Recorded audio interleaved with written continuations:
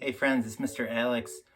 Today I'm going to be reading one of my favorite science books. It's called Fish is Fish by Leo Lionni.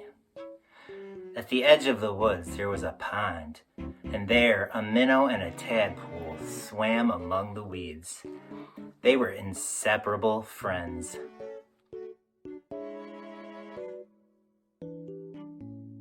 The tadpole discovered that during the night he had grown 2 little legs. "Look," he said triumphantly, "look, I'm a frog." "Nonsense," said the minnow.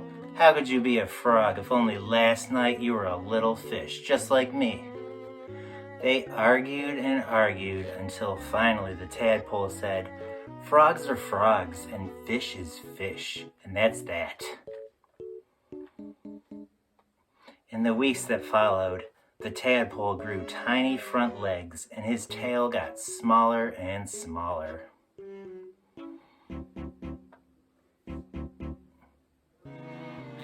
And then one fine day, a real frog now, he climbed out of the water and onto the grassy bank.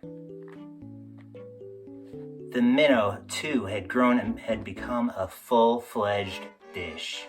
He often wondered where his 4-footed friend had gone, but days and weeks went by, and the frog did not return. Then, one day, with a happy splash that shook the weeds, the frog jumped into the pond. "Where have you been?" asked the fish excitedly. "I have been about the world, hopping here and there," said the frog, "and I have seen extraordinary things." "Like what?" asked the fish. "Birds," said the frog mysteriously. "Birds!"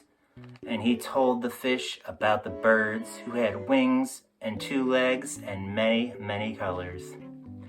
As the frog talked, his friend saw the birds fly through his mind like large feathered fish.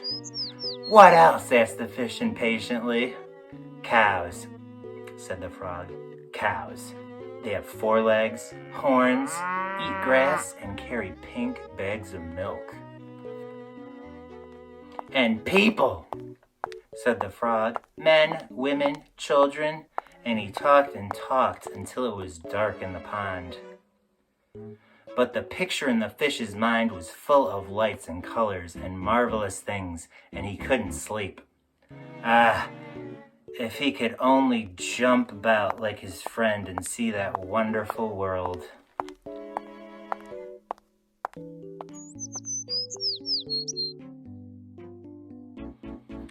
And so the days went by. The frog had gone, and the fish just lay there, dreaming about birds in flight, grazing cows, and those strange animals, all dressed up, that his friend called people.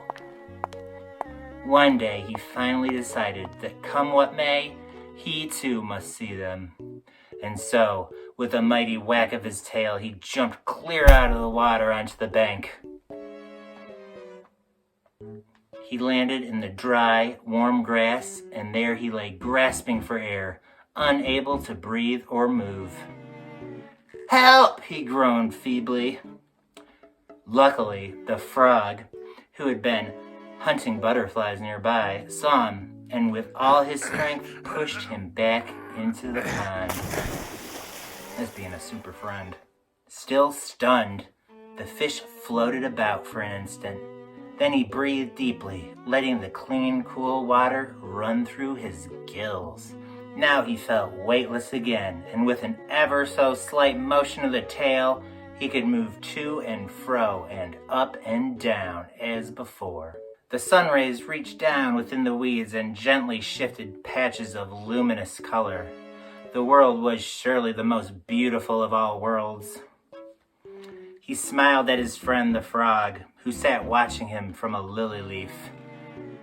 "You were right," he said. "Fish is fish."